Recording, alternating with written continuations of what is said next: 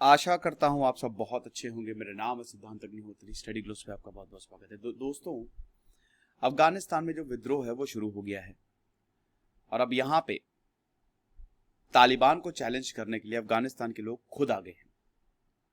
19 अगस्त को अफगानिस्तानी जो हैं, प्रोटेस्टर्स जो हैं, वो अफगान शहर, जितने भी शहर हैं, ज्यादातर शहरों पे उन्होंने काले झंडे, और अभी अफगानिस्तान का जो आज़ादी दिवस था ना, ब्रिटिश से 1919 में उन्होंने आज़ादी ली, मतलब प्रॉपर तरीके से ब्रिटिश कंट्रोल से, तब भी उन्होंने अफगानिस्तान का झंडा लहराते हुए वो गलियों में प्रोटेस्ट कर रहे थे, नारे लगा रहे थे, हमारा झंडा हमारी आइडेंटिटी। वुमेन्स भी इसमें पार्ट ले रही थी, black, red and green national flag.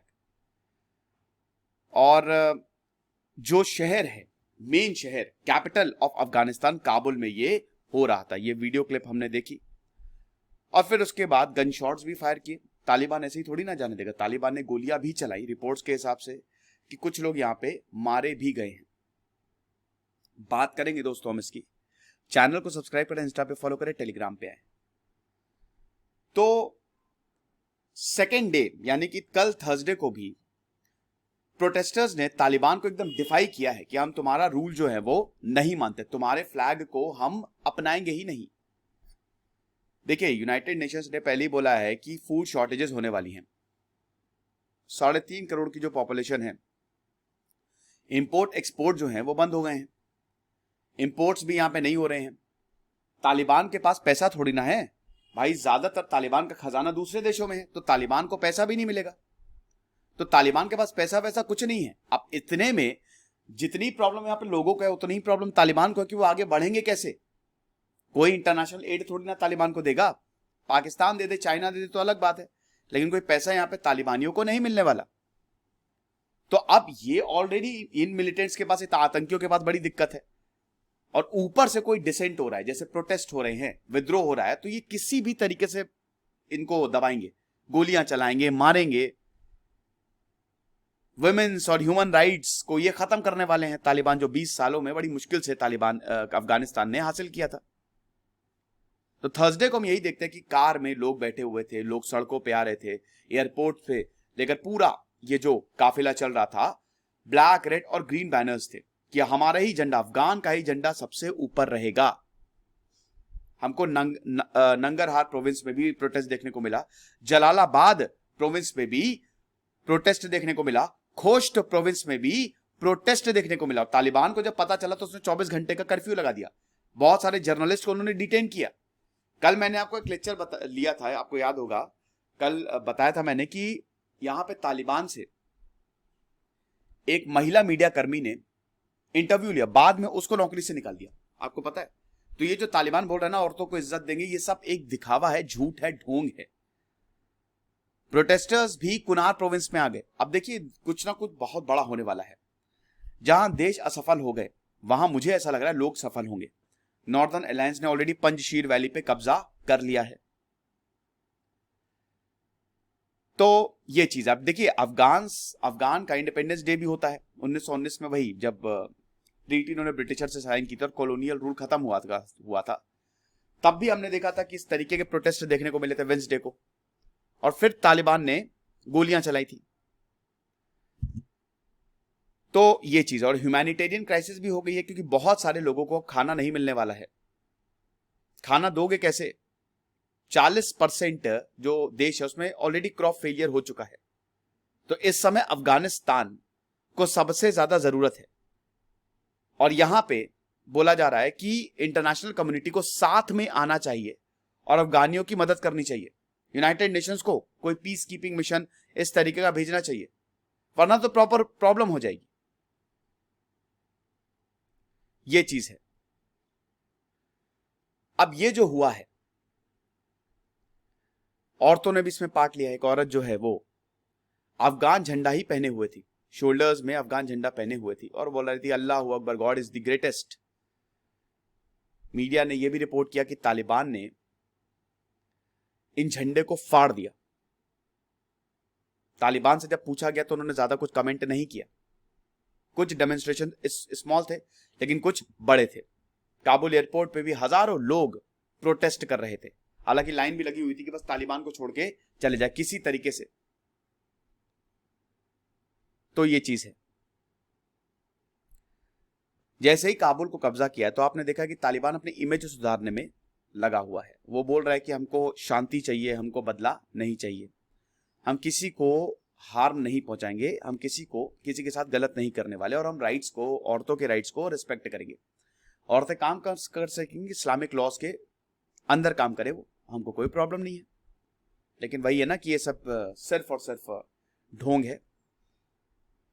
तो असादाबाद हो गया, जलालाबाद हो गया, खोस्ट हो गया, काबुल हो गया, यहाँ सब जगह हमको प्रोटेस्ट देखने को मिले हैं और बहुत सारे लोग सड़कों पे आ गए हैं। सलीम बता रहे हैं कि पहले तो हम सब डरे हुए थे, हम जाना नहीं चाहते थे, लेकिन जब हमने देखा कि हमारा पड़ोसी भी जा रहा है और वो बिना डरे जा रहा है तो हम सब ज्वाइन किए, हमको कोई डर नहीं है।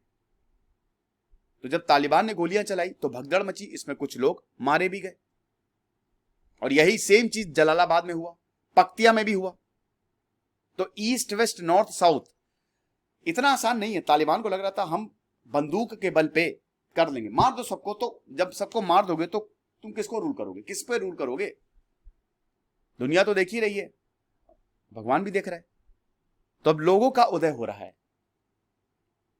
18 अगस्त को तालिबान फाइटर्स ने गोलियां चला दी, 3 लोगों को मार दिया, मीडिया ने रिपोर्ट किया। और ऐसे असादाबाद में भी हमको देखने को मिले। अब यहां पे जो प्रेसिडेंट अमरुल्ला साले हैं, लगातार तालिबान को अपोज कर रहे हैं। इन्होंने ही पंजशीर वैली नॉर्दर्न अलायंस के साथ मिलकर ये केयर टेकर प्रेसिडेंट बन गए हैं। नॉर्दर्न अलायंस के साथ मिलकर पंजशीर वैली पे इन्होंने कब्जा किया। तो ये बोले, इन्होंने ट्वीट किया कि मैं इनको सलाम करता हूं जो नेशनल फ्लैग को अपने हाथों में लिए हैं। अशरफ गनी से जब पूछा गया कि भैया तुम क्यों भागे, अशरफ गनी ने बोला कि देखो मैं खून खराबा नहीं चाहता था इसलिए भाग गया।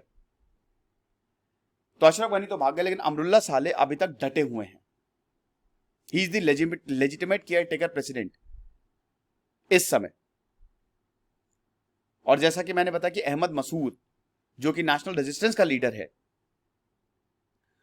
वो भी आगे बढ़ रहा है और वेस्ट से बोला है कि आप हमको सपोर्ट दें, आप मत आओ, हमको सपोर्ट तो दो कम से कम, ताकि हम तालिबान से लड़ाई कर सके। मैं पंजशीर वैली से लिखता हूं, मैं अपने पिताजी के ही पद चिन्हों को फॉलो करूंगा। मुजाहिदीन है ना सामने, हम लड़ेंगे उनसे और फिर से हम तालिबान को हराएंगे, चाहे जो हो जाए। पिछली बार इनके पिताजी को 2001 में अलकायदा ने मार दिया था। बाकी फॉर्मर अफगान लीडर्स की बात करें, जैसे एक्स प्रेसिडेंट हामिद करजाई, ये भी तालिबान से बातचीत करने में लगे हुए हैं। नई सरकार, मिलजुल के नई सरकार बनाई जाए। अमेरिका के प्रेसिडेंट जो बाइडेन ने बोला है कि तालिबान को डिसाइड करना है कि उनको इंटरनेशनल रिकॉग्निशन चाहिए कि नहीं। एग्जिस्टेंशियल क्राइसिस है इनके लिए, जो बाइडेन बोल रहे हैं। अगर वो चाहते हैं इंटरनेशनल कम्युनिटी को रिकॉग्नाइज करें, लेजिटिमेट गवर्नमेंट बनाए, तो उनको रूल्स के हिसाब से चलना पड़ेगा। एयरपोर्ट पे भी हमको कियोस्क देखने को मिला, आपको पता ही है, एयरपोर्ट में भी कियोस्क देखा, किस तरीके से लोग भाग रहे थे, टॉरमैक पे चढ़ गए, बस भागना चाह रहे थे।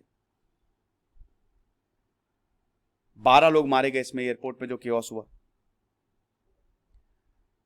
तालिबान भी चिल्ला रहा था, तालिबान ऑफिशियल बोल रहा था कि क्यों छोड़ के जा रहे हो, हम किसी को मारना थोड़ी ना चाह रहे हैं।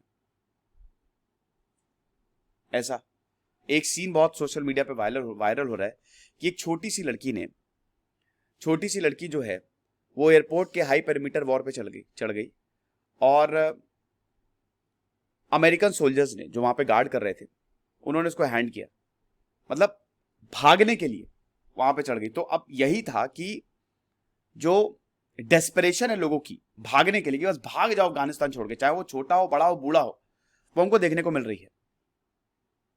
इधर अमेरिका जो है स्पेशल पासपोर्ट दे रहा है, जिन्होंने भी लगभग 3.5 लाख लोगों ने अमेरिका की मदद की है। और तालिबान ने बोला जो अमेरिका की मदद की है, काफी स्किल्ड है, वो हमारे साथ काम करे।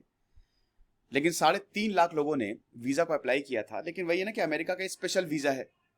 अभी 8,000 लोगों को अमेरिका, 8,000 अफगान को अमेरिका, और हम ये देखते हैं कि यहां से डिपोर्ट करेगा। जो बाइडेन ने यह भी बोला है कि जब तक एक एक अमेरिकन को हम बाहर नहीं निकाल लेते, 31 अगस्त डेडलाइन है, तब तक अमेरिका के फोर्सेस वहां पे रहेंगी। तो फिलहाल खबर यही है कि हमको प्रोटेस्ट देखने को मिल रहे हैं, हमको यहां पे विद्रोह देखने को मिल रहा है। अब देखेंगे दोस्तों आगे क्या होता है। फिलहाल हमारा शानदार कोर्स, यूपीएससी का शानदार कोर्स हमने लॉन्च कर दिया है, और 1 साल, 18 महीने और 2 साल की वैलिडिटी के साथ लॉन्च किया। तो आप तीनों को ले सकते हैं, मतलब तीनों में से किसी एक को ले सकते हैं, जो भी आपको सूटेबल रहे लगे।